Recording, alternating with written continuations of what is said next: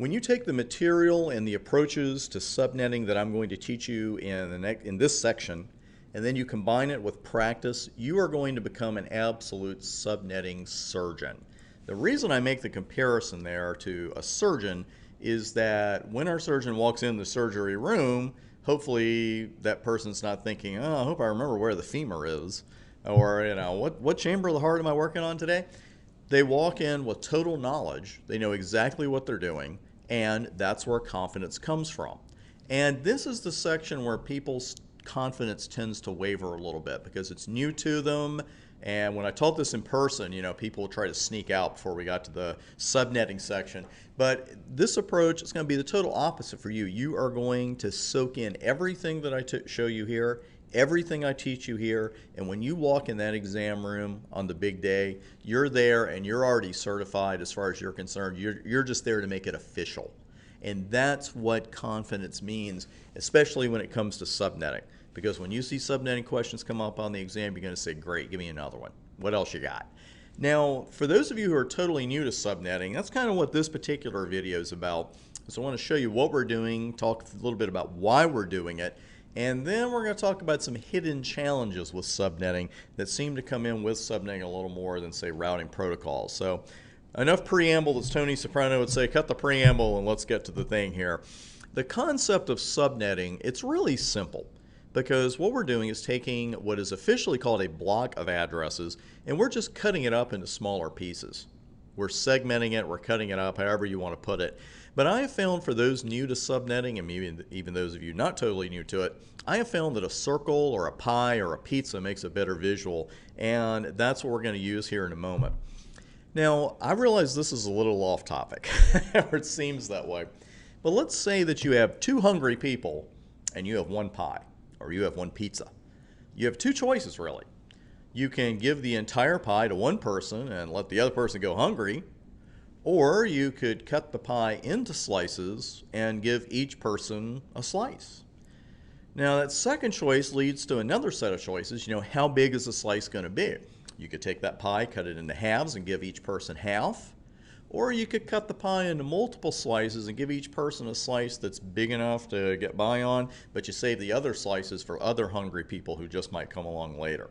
Planning for future guests, I guess you could call that. Well, before you send out for food, before you leave and go get a bite to eat, let me show you exactly what I mean by all of this. We're going to start with the unsubnetted network 20000/8, represented as a pie, a pizza, a circle, shape of my head, whatever comparison you prefer. But this is the only address block that we're allowed to use for our network in the following walkthrough. I'm going to work a little bit of live equipment in here as well. And here's how we start. We have this giant circle of addresses. We have a block of addresses. And what we want to do is know when we have to subnet, know when we don't, and then of course we've got to know how to subnet. All kinds of great stuff coming up with that circle. But what we're going to start with here is a simple one segment network. And this is about as simple as it gets. I didn't even put a router number or a router interface on there. And if this is all we had, one network segment, we could use that entire block of addresses here because only one network segment exists. There's no reason to share. This is comparable to having one hungry person and one pie or one pizza. And you just say, hey, here you go, here's the whole thing, enjoy. But we also know that if this is as big as our network is, we probably don't have a job as a network admin, right? We're only going to have so many difficulties there. So what we want to look at instead is something a little more realistic here. And we've got a router with two interfaces, and we have two network segments. And this is where subnetting actually comes into play, because I literally cannot take that entire block of addresses, 20000/8, and use them on both sides of the router. And that's a term you're going to bump into once in a while in Cisco documentation as well. You can't use addresses from the same little block of addresses or same large block of addresses on more than one side of the router. And let me show you exactly what I'm talking about. I'm going to go ahead and bring the live equipment up here. And I was going to save this for the next lab, so forgive my impromptu-ness here. I like to call it audible for myself too, keeps things fresh. Let's say that on the two fast Ethernet interfaces on router 2, I want to use addresses from the 20000/8 network. with no subnetting. I'm just going to use 2 addresses I pull out of the sky from there, and I go to my first interface and I give it an address of 2111, and watch your mask here. And then I go to my other fast Ethernet interface. I'll make it the next one just to make it fun. And you're going to get an odd message here. And this will pop up every once in a while. It's a good message for you to see. Such and such network, the network you just added, overlaps with another interface. You know when you'll see this more in practice really is with loopbacks. Because if you're working on live equipment or a simulator that allows you to create a lot of loopbacks, and you get a mask wrong, or you've already added, one address from a certain subnet, then you go back and try to create one later. It's going to give you this message, kind of gives you a hint something's wrong, but doesn't tell you. What do you mean overlap? Well, that just means that basically what I'm trying to do right now is use addresses from that same network, 20.0.0/8, on 2 different sides of the router. And as you can see, the Cisco equipment isn't even going to let you do that. So it's not just theory, it is definitely real life. So this is where subnetting comes in. I've got to take that block of addresses that I have, or that pie of addresses, and I've got to cut it up into slices and give the network on Fast Ethernet 00 a slice, and I got to give a separate slice to Fast Ethernet 0/1. Now, knowing when you have to subnet is half the battle, because knowing is always half the battle, right? Well, the other half is making the right slice, determining how large this subnet should be. And that decision is going to be made by analyzing the answers to these questions. How many subnets do I need overall, including those reserved for future growth? Hello. Sorry about that, but I got italics, I got a different tone of voice. I really want to point this out, because the one thing we can't assume is that our network is always going to be the same size as it is today. Can't make that assumption. If you're going to assume something, you should assume that it's not going to be the same network, 6 months from now, 6 years from now, certainly. And if I do this, let's say I'm looking at this and I'm looking at that pie of addresses, I'm looking at that block of addresses. Well, if I just slice it in half and assign addresses from half of the block to the left side of the router and the other half to the right side of the router, what happens when a third network segment gets added in the future that needs addresses from that same subnet? Like I said in the little requirements we talked about, this is the only block of addresses we have to work with. So you see what I'm talking about, because you could go back then and re-subnet it into 3 slices, but then you're going to have to change some address. It just gets to be a mess. So you are much better off leaving yourself some breathing room when you're subnetting, and that is reserving some subnets for future growth. Of course, the other question is, how many host addresses are needed by each subnet?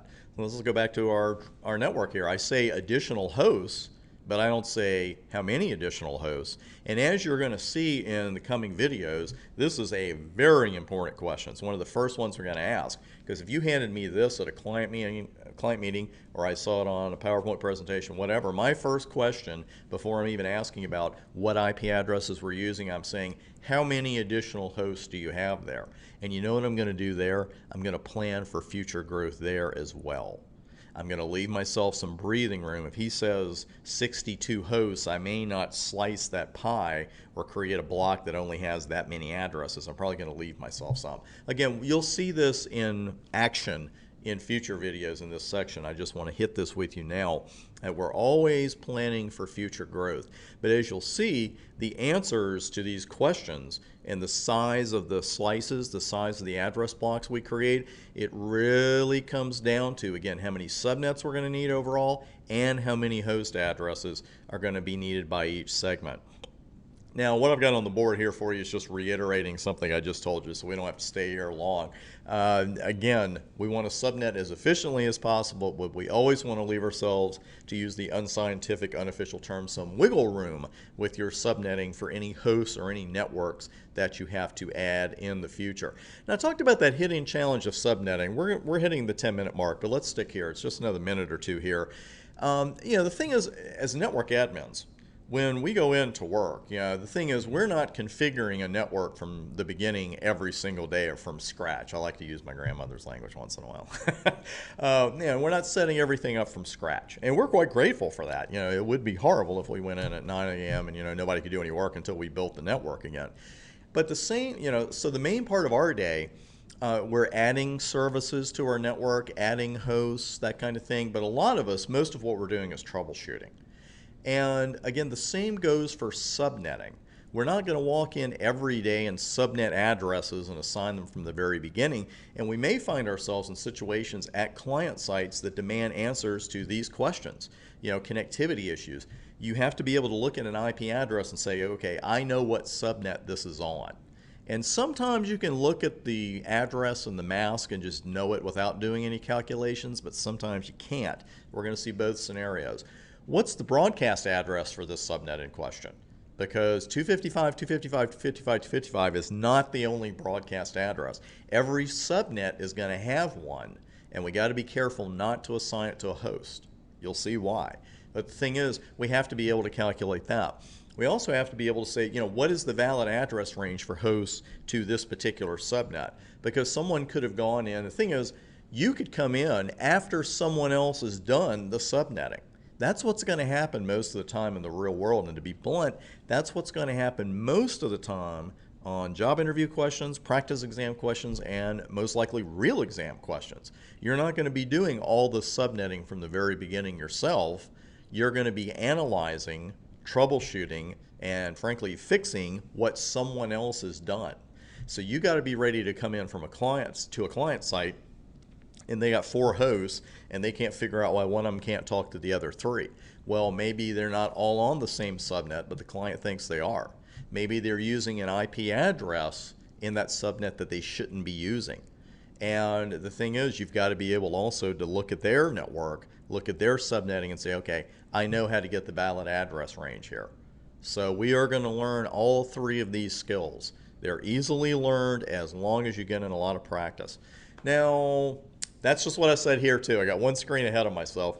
Well, we're just about ready to jump in. We're going to start with some fundamental calculations, and then we're going to get a little more complex, a little more complex. We'll be coming in the middle of some scenarios, and then finally, at the end of it, we're going to be doing some, meet the requirement questions. Because what can happen is, Cisco could hit you with this, but a client site will too. Just say, here are the 4 requirements you got to meet for our subnetting.